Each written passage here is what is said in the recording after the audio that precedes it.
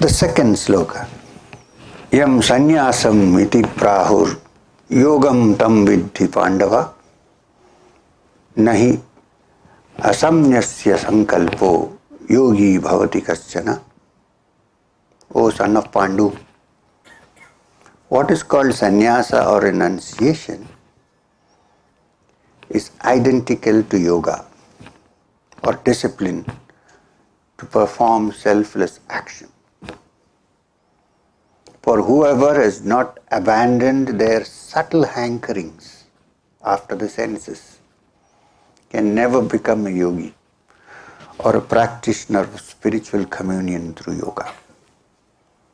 What they are trying to say is, as long as you have not learned the art, not you, me, anybody, have learned the art of living in this world and performing your duties and not getting caught up in the results, and whose senses are always running away at the drop of a hat, how can such a person expect to become a yogi? Is what they are asking.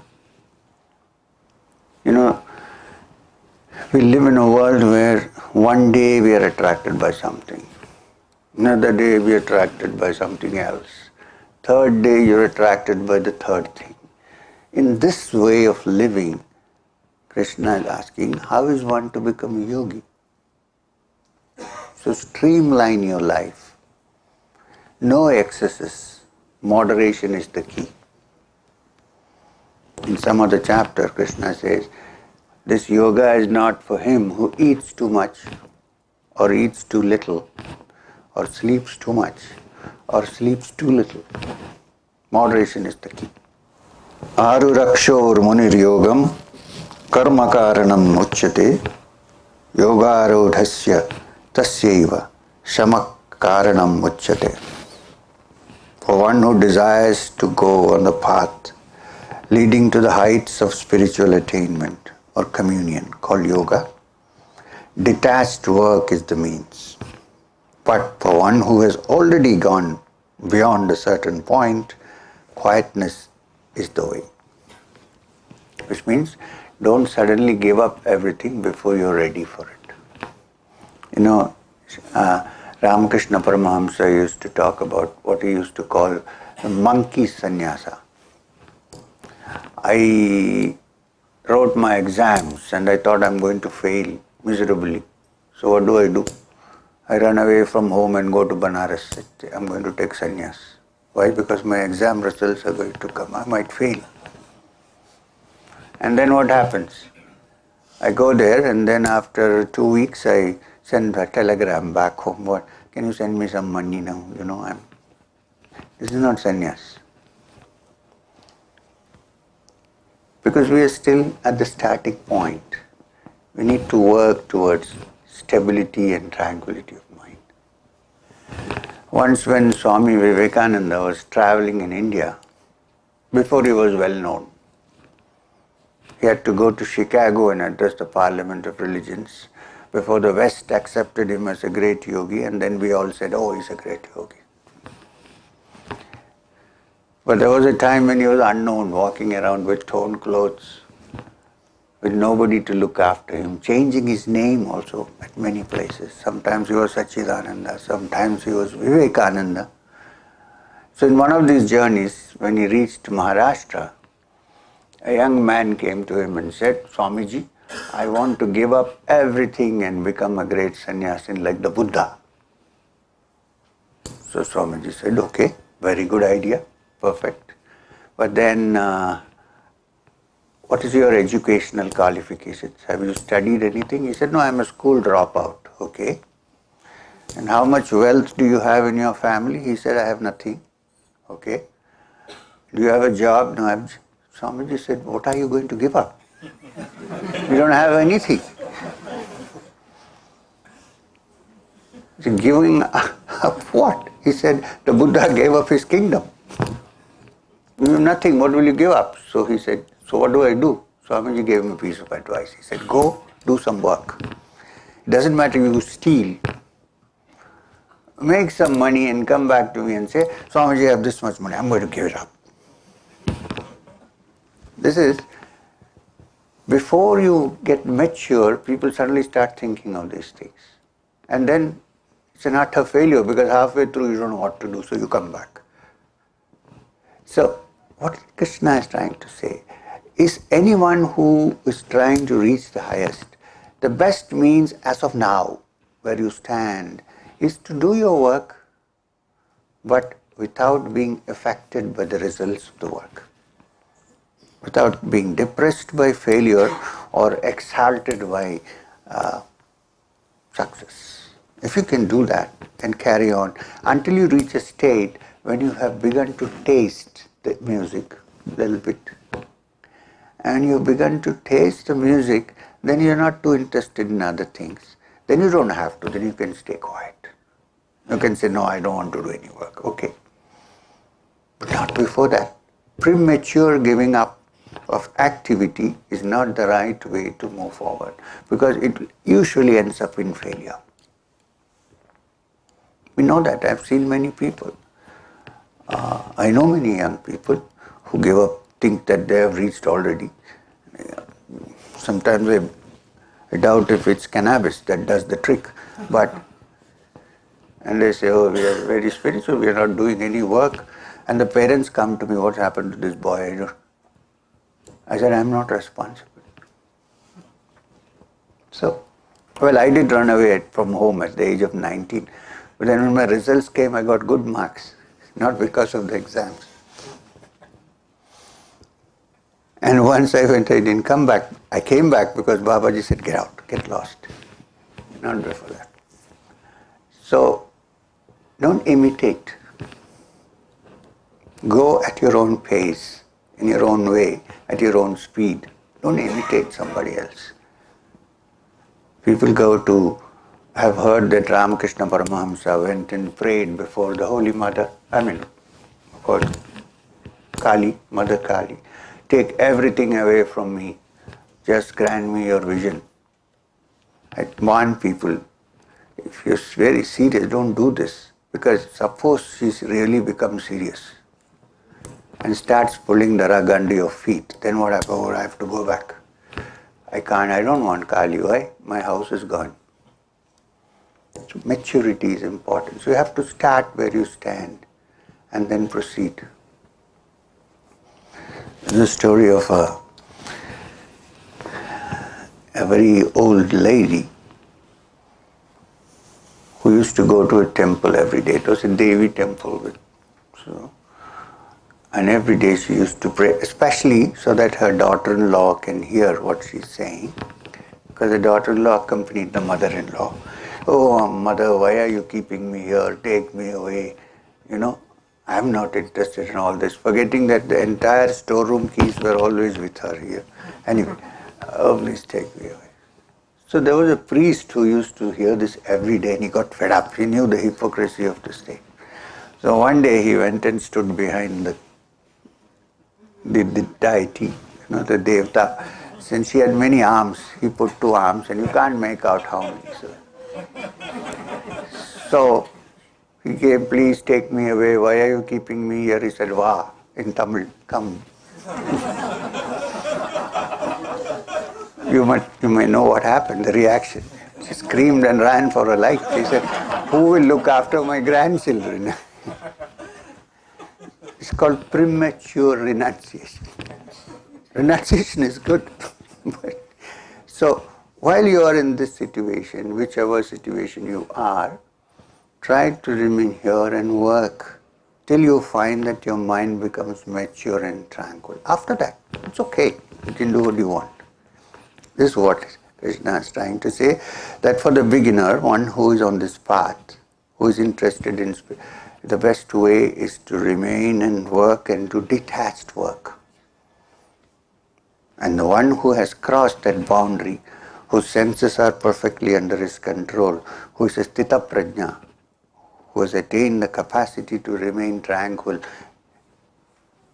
in pain or pleasure, heat or cold, such a person, the solution is now quietness. Don't do anything. Not before that. Yada hi indriyartheshu na karmasi Anusajjate sarva sankalpa sannyasi yoga arudhasya taduchyate. Who is the greatest of yogis according to Krishna? When one ceases to be attached to the sense sense objects, to one's actions. That kind of person who has abandoned all subtle hankerings and self-centered objectives. Objectives are okay.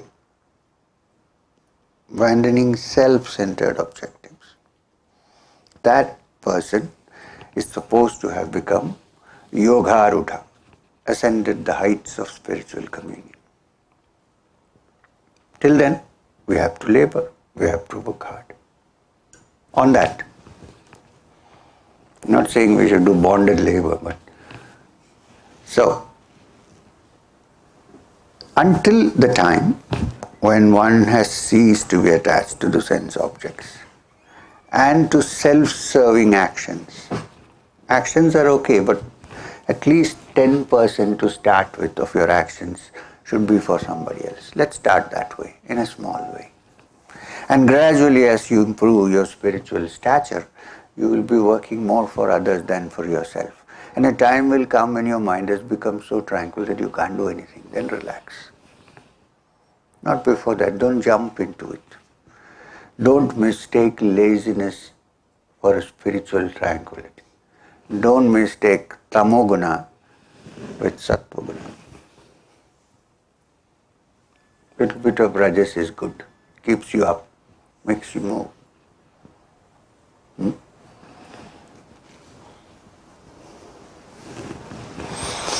Uddharet atmanatmanam na atmanam avasadayat atmeva hi atmano bandhur atmeva ripuratmana. This is a very interesting shloka from the Gita. It says, one should uplift one's lower self with one's higher self. Don't degrade or depress yourself. For the self can be your friend and the self can be your enemy. You can substitute the word self with mind. One should uplift one's lower mind with the higher mind. One should not condemn oneself. Because if you begin to condemn you, I'm a bad fellow, I'm this, I'm that, then remember, but in my true essence, I'm a part of the Supreme. Balance it. Because the spiritual journey is not a journey to depression. It's a journey to exaltation. So whenever you feel, oh, I'm useless, I'm a terrible fellow, I'm doing this, substitute it with, well, but I am in my true essence a spark of the divine, which is full of bliss and happiness. I may not be the full divine yet, but there is a spark undeniably. Balance. And don't condemn yourself, I'm a terrible. You're not a terrible person. You're a person with so much potential to become something else. If I keep saying I'm terrible, I might turn out to be terrible after some time. Say, no, I'm glorious, I'm better, I'm greater. There's a spiritual element in me which is that part of that which pervades the entire universe. Keep remembering this. And therefore, what is meant by the lower self is the self that thinks only about itself. And the higher self is the self that thinks that this whole universe is part of us. So use the higher self to pull yourself out from the lower self. Don't degrade yourself by constantly repeating, I'm useless. Put some energy into it. Be happy. Stand up and say, I am part of that immortal supreme reality. I'm not experienced it, but I know I would reach there some point. And therefore, the Gita says, the mind can be your friend and the mind can also be your enemy. It is the same mind. Not as if there are two minds. This thing about lower mind and higher mind is a division for convenience or for description. there's only one mind actually. So try to cultivate your mind in friendliness and not as an enemy. You would have seen this. Suppose I feel that my mind is tending towards something which is negative, let's say. Will it help if I keep saying I'm negative? Or do I use the other part of my mind and say, no, there are some parts in me which are good, so let me improve them. If I improve that part, then the other part takes care of itself. It's gone after some time.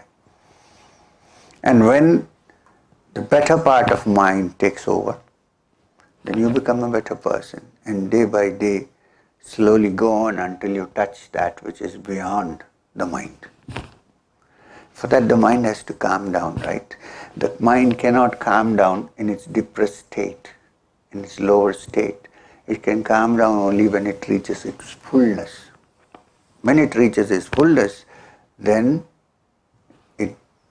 that which is beyond the mind reveals itself. That which is the first impulse that makes the mind even think. And that's in everybody. It's not as if I have it and you don't, and you have it and I don't. One common property everybody can claim is the divine. You may not have a physical house or a property, but this you have. So, cultivate your mind as a friend. Don't make it your enemy. Don't allow it to take you down. Use your mind to lift yourself up. What a wonderful message. Maybe 1,000 years ago. Bandhur atma atmanastasya yana atmaiva atmana jitaha anatmanastu shatrutve vartet atmaiva shatruvat. To him who has subdued the lower self with the higher self, then the self becomes a friend. But to him who has lost his higher self by allowing the lower self to dominate, then the self becomes an enemy and is always hostile to you. That's very simple. There's no need to explain. If you have looked carefully with what we said before, it's very simple. It's as if your higher self is made your friend, then it keeps your lower self at bay. It doesn't let you go down, it raises you up.